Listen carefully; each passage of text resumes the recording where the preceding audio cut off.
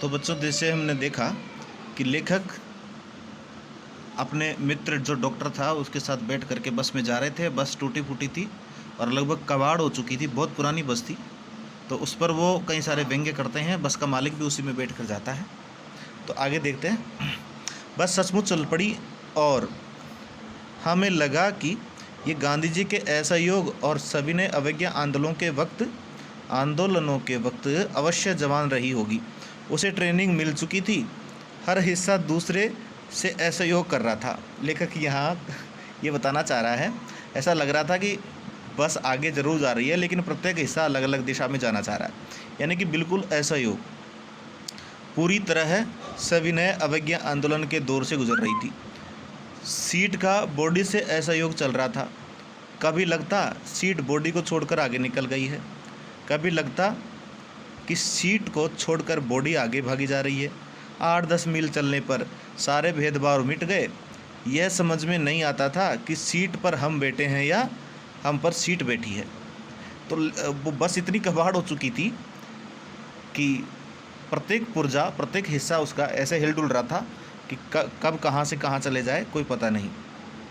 असहयोग आंदोलन की बात यहाँ पर आई है बच्चों। तो गांधी जी ने अंग्रेज़ों के विरुद्ध असहयोग आंदोलन चलाया था, जिसमें नमक आंदोलन भी था, नमक सत्याग्रह भी था उसमें, उसी का एक हिस्सा। एकाएक बस रुक गई। मालूम हुआ कि पेट्रोल की टंकी में छेद हो गया है। ड्राइवर ने बाल्टी में पेट्रोल निकालकर उसे बगल में रखा और नली डालकर इंजन में भेजने लगा। अब ये लीजिए, अब तो उसकी टंकी में भी छेद हो गया है। अब पेट्रोल बाहर निकलेगा तो क्या करेंगे? तो पेट्रोल की नली जो थी जिससे बस पेट्रोल खींचती है, तो उसको नली में बाल्टी में डाल दिया गया। पेट्रोल भेजने का ऐसा जुगाड़ कर लिया। अब मैं उम्मीद कर रहा था कि थोड़ी देर बाद बस कंपनी के हिस्सेदार इंजन को निकालकर गोद में रख लेंगे और उसे नली से पेट्रोल पिलाएंगे, जैसे माँ बच्चे को मुंह में दूध की शीशी लगाती है। बस की रफ्तार अब 15-20 मील हो गई थी, यानी कि प्रति घंटे की रफ्तार इस तरह की हो गई थी। मुझे इसके किसी हिस्से पर भरोसा नहीं था। ब्रेक फेल हो सकता था, स्टीयरिंग टूट सकता है। प्रकृति के दृश्य बहुत लुभावने थे। दोनों तरफ हरे भरे पेड़ थे जिन पर पक्षी बैठे थे। मैं हर पेड़ को अपना दुश्मन समझ रहा था। जो भी पेड़ आता डर लगता कि इससे बस टकराएगी। वह निकल जाता तो दूसरे पेड़ का इंतज़ार करता। झील दिखती तो सोचता कि इसमें बस गोता लगा जाएगी। एकाएक गोता लगाने का मतलब उसमें डुबकी लगाना। एकाएक फिर बस रुकी। ड्राइवर ने तरह तरह की तरकीबें की पर वह चली नहीं। सविनय अवज्ञा आंदोलन शुरू हो गया था। कंपनी के हिस्सेदार कह रहे थे, बस तो फर्स्ट क्लास है जी। ये तो इत्तेफाक की बात है। ये लीजिए, अब तो कंपनी वाले भी उसकी तारीफ़ कर रहे हैं, बस तो फर्स्ट क्लास है, लेकिन ये तो अचानक ऐसा हो गया है। इसकी इत्तेफाक का अर्थ होता है संयोग। क्षीण चांदनी में वृक्षों की छाया के नीचे वह बस बड़ी दयनीय लग रही थी। लगता जैसे कोई वृद्धा थक कर बैठ गई हो। हमें ग्लानि हो रही थी कि बेचारी पर लदकर हम चले आ रहे हैं। अगर इसका प्राणांत हो गया तो इस बियावान में हमें इसकी अंत्येष्टि करनी पड़ेगी। अर्थात लेखक को लग रहा था कि हो सकता है कि बस यहाँ टूट कर बिखर जाए, तो हो सकता है इसको यहीं पर अंत्येष्टि करना पड़े, यहीं पर जलाना पड़े या समापन करना पड़े इसका। बियावान कहते हैं ये जो बिल्कुल एकांत जंगल हो, जहाँ पर मनुष्य का नामो निशान नहीं हो, तो ऐसे स्थान को बियावान कहते हैं, जहाँ पर वो बस की सवारियाँ पहुँची है। हिस्सेदार साहब ने इंजन खोला और कुछ सुधारा। बस आगे चली। उसकी चाल और कम हो गई थी।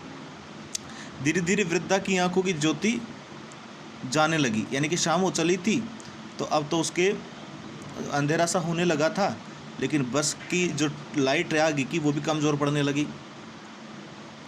चांदने में रास्ता टटोल कर वह रेंग रही थी, ऐसे घिसट घिसट कर चल रही थी। आगे या पीछे से कोई गाड़ी आती दिखती तो वह एकदम किनारे खड़ी हो जाती और कहती, निकल जाओ बेटी, अपनी तो वह उम्र ही नहीं रही। एक पुलिया के ऊपर पहुँचे ही थे कि एक टायर फिस करके बैठ गया। ये लीजिए, अब तो टायर भी फूट गया है उसका। वह बहुत ज़ोर से हिलकर थम गई। अगर स्पीड में होती तो उछलकर नाले में गिर जाती। मैंने उस कंपनी के हिस्सेदार की तरफ पहली बार श्रद्धा भाव से देखा। अब देखिए बच्चों, यहाँ पर लेखक श्रद्धा भाव से इसलिए देख रहा है कि वह उसकी बदकिस्मती पर उस पर बड़ा श्रद्धा कर रहा है कि कैसा व्यक्ति है ये। वह टायरों की हालत जानते हैं, फिर भी जान हथेली पर लेकर इसी बस से सफ़र कर रहे हैं। यानी कि उनकी खुद की जान भी खतरे में है, फिर भी पता नहीं ऐसी कौन सी मजबूरी है कि इसी बस से लेकर के वो सफ़र करते हैं। उत्सर्ग की ऐसी भावना दुर्लभ है।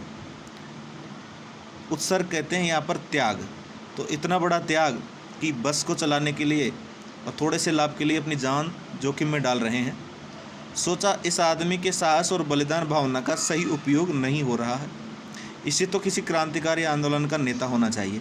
बिल्कुल, क्योंकि वह तो अपने प्राणों से भी हाथ धोने से नहीं डर रहे थे। अगर बस नाले में गिर पड़ती और हम सब मर जाते तो देवता बाहें पसारे उसका इंतज़ार करते। कहते वह महान आदमी आ रहा है जिसने एक टायर के लिए प्राण दे दिए, मर गया पर टायर नहीं बदला। यानी कि इतना कंजूस आदमी है कि उस पुरानी बस का टायर भी नया नहीं चढ़ा सका, क्योंकि टायर पर तो पूरी बस का वजन रहता है। दूसरा घिसा टायर लगाकर बस फिर चली। अब हमने वक्त पर पन्ना पहुंचने की उम्मीद छोड़ दी थी। पन्ना कभी भी पहुंचने की उम्मीद छोड़ दी थी। लेखक को लग रहा था कि शायद पन्ना पहुंचेंगे भी या नहीं, या यहीं से प्राणांत हो जाएगा। पन्ना क्या, कहीं भी पहुंचने की उम्मीद छोड़ दी थी। लगता था जिंदगी इसी बस में गुजारनी है और इससे सीधे उसी लोक में प्रयाण कर जाना है। इस पृथ्वी पर उसकी कोई मंजिल नहीं है। हमारी बेताबी यानी कि बेचैनी, तनाव खत्म हो गए। हम बड़े इत्मीनान से घर की तरह बैठ गए। चिंता जाती रही, हंसी मजाक चालू हो गया, क्योंकि बस तो अब यहीं पर रुकी हुई थी और धीरे धीरे चल रही थी। तो लगा कि शायद अब तो जीवित बचना भी मुश्किल है। तो इस प्रकार ये पाठ में ये बताया गया है कि ऐसी बस जिससे वो सफ़र कर रहे थे तो उनकी ऐसी दशा हुई। तो बच्चों, ये हमें इस पाठ से सीखने को मिलता है कि हमें कभी अपने प्राणों को इस तरह से जोखिम में नहीं डालना चाहिए। व्यर्थ में ही कभी कभी हम फंस जाते हैं। तो इस तरह से ये एक तरह का व्यंग्य है। अगले वीडियो में हम इस पाठ के प्रश्नों पर चर्चा करेंगे। तब तक आप उन प्रश्नों के उत्तर ढूंढने का प्रयास कर सकते हैं।